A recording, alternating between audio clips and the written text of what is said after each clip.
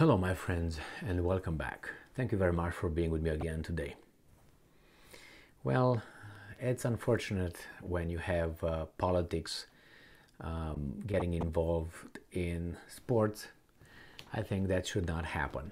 But you can't change it because you have people, and people are weak, and people are trying to win by all means. And even though they have rules, certain kind of rules are just for some, and exemptions exist only for some.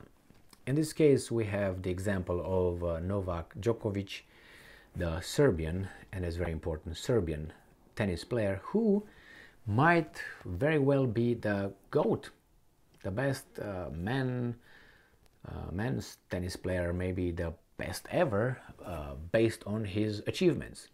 It seems like he's the best. I didn't watch him much. I don't like him per se. I can tell you what I like about him. I like that he's a Serb, and that for me tells me that he's got balls. All right? Just by definition. And yes, I'm stereotyping because I know Serbs and I follow Serbian history, especially recent history. Okay, and they showed balls. I don't know when they didn't show balls. I think that's only one time when they didn't show balls, and I think that was when they arrested their president and delivered him to those guys to judge him. And I'm talking about Slobodan Milosevic. I might be wrong on that, but my Serb friends can tell me about that. I think that was when the Serbs were kind of like, is your Serb. Anyway, that's gone with that. So I like him because he's a Serb. That's by definition. I liked him, and I still like. And I started liking him as an individual when I saw and I read his statements and his position and his, how should I put it, principles, values, and especially all that on top of having balls and being a very good tennis player. I don't know about his tennis style.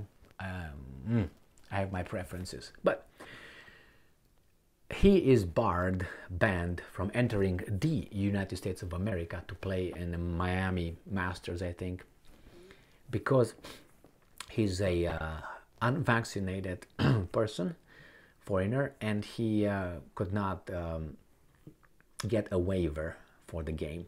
Therefore, because we are very by the law, you know what I mean? We're very just here in the United States of America, especially in international relations.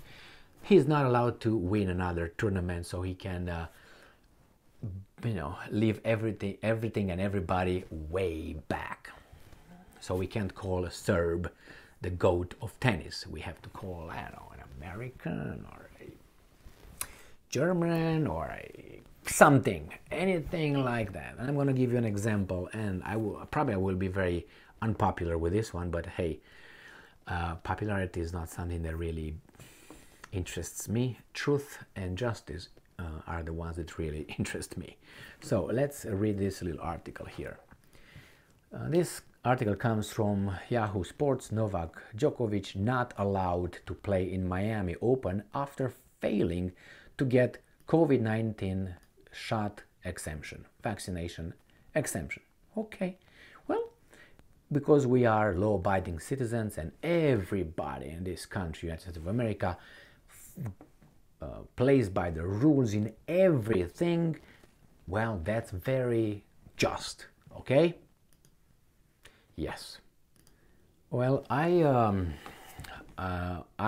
was aware of some instances here in America, and where now that we have the Ukrainians as playing the victim, certain things might be banned for, he's a victim, let him pass and all that. And I remember when Nadia Comaneci, the gymnast, had, a perfect 10, and it was in Montreal in Canada. And I think it was a time when Romania was the darling of the West because it was not playing by the Soviets. So the political openness of Ceausescu at that time, 1970s, played a big role for certain Romanian athletes that were promoted more than the regular, you know, I don't know, I don't try to take anything from Nadia Comaneci. I don't know anything about gymnastics. I have only eyes, a brain, but I don't have the expertise, obviously. But I suspect that some part of the reason why a lot of results in those times were attributed to the fact that Romania broke away politically from the Warsaw Pact and all those guys and did not intervene in Czechoslovakia, if you remember. I think in 1968, 69, wasn't that? Did not allow trains pass through Romania going to over there and destroy the Czechoslovakian revolution and so on. So it was a positive attitude towards them, and everybody was like, "Aww." As now is with Ukrainians. "Aww, well, he's better, but she's a Ukrainian. Aww, wait, she's a victim. Aww." Okay, so now we have the Serb. The Serb is not a welcomed guy at the table of wealth and, you know what I mean, goat, tennis goat, what am I talking about? And then you have commercials and you have sponsorship. You know, you would look better on a different kind of nationality if he would be sponsored here. Don't believe me? Well, if you worked in the system, you might understand. And I heard that the first time in soccer, in football. And that was told by some football players when I said, well, because people always say, how in the hell you got this, you know, not sponsorship. You went to this club, why didn't you go over there? Why were you paid only this amount and all that? And some of them said, I don't know if that was accurate. I was not in the room with them when they negotiated, and whoever negotiated their, you know, the guy over there for them, their agent.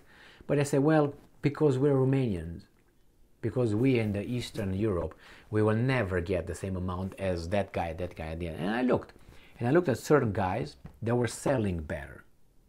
Now, they were not better players, but they were selling better versus other ones like, I don't know, let's, you know, if you want to put Stoichkov, Hristo Stoichkov. He was a Bulgarian player. He played for Barcelona for many years. He was a fantastic player.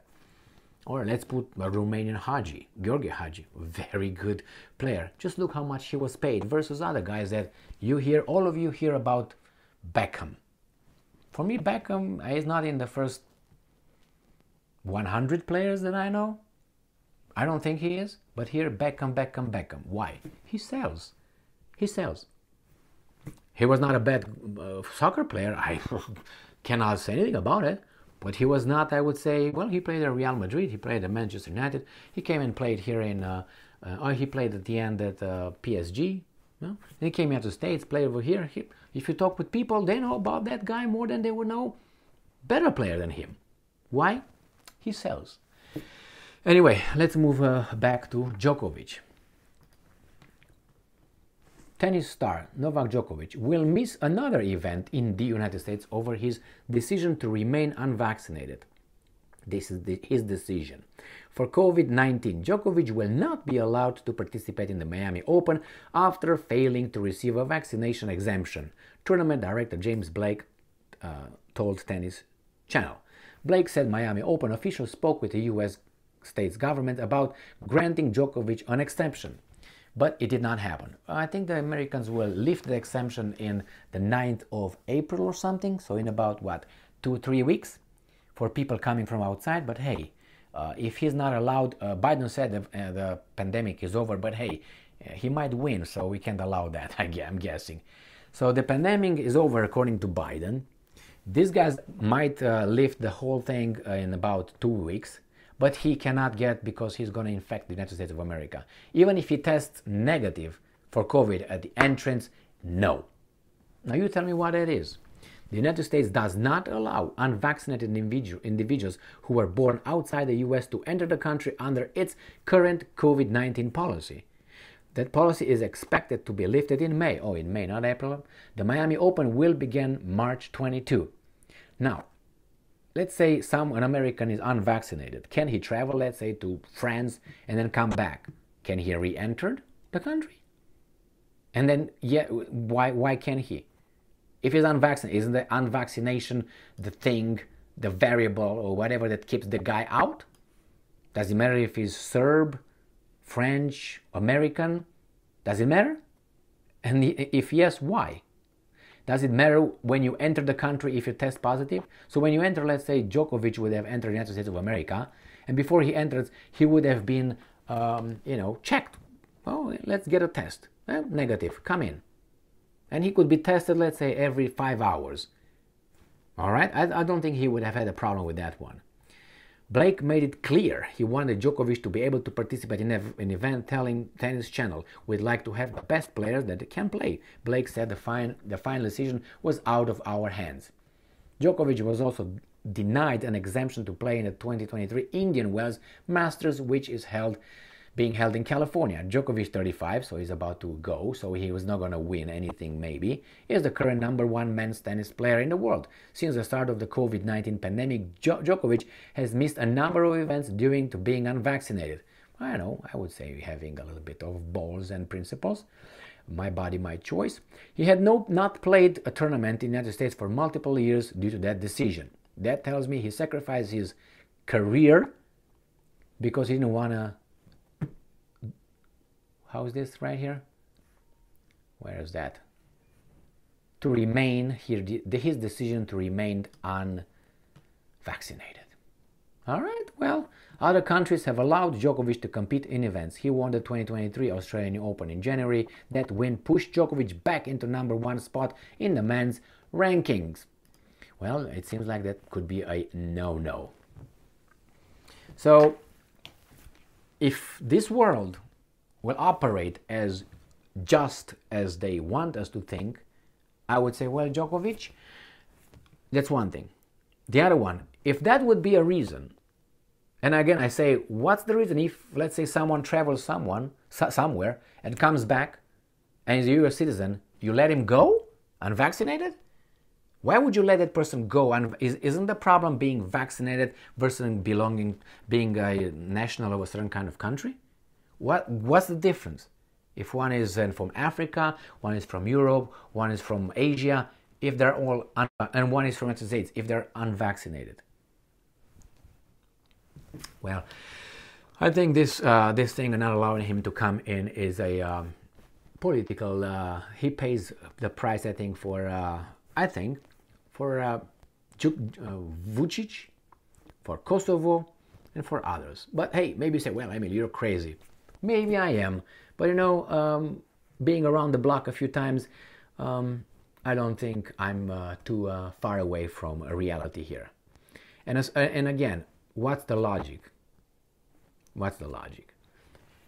You have people, if you remember when you had that Super Bowl, I think 2 years ago, and in California, mind you, where they all had to wear masks. Remember that one? And when you look in the stands where the VIPs, the celebrities, the dumb so-called artists and movie stars, all those guys with an IQ below 86, not all of them, obviously, you see them without masks. They should have been arrested. Some people in California were arrested for that, but they were not.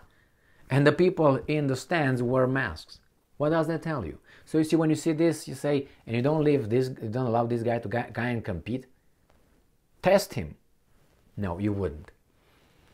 Well, that tells me, if things are not consistent, it's preferential, then they lose value.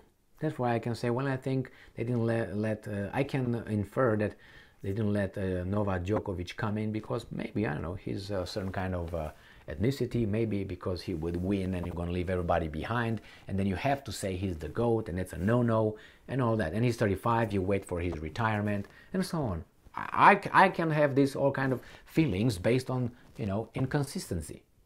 If everything would have been consistent, I'd say, well, you know what? A law is the law. But you know how that works. Thank you very much for being with me again today. Stay strong, stay smart, look for the truth, and be just. And I admire Djokovic for that. A person with real values and virtues would die for those. The person who just says it and would not sacrifice a bit out of his or her comfort, that's just words. That's virtue signaling, that's all. Thank you very much for being with me again today. Stay strong, stay smart, look for the truth, and be just.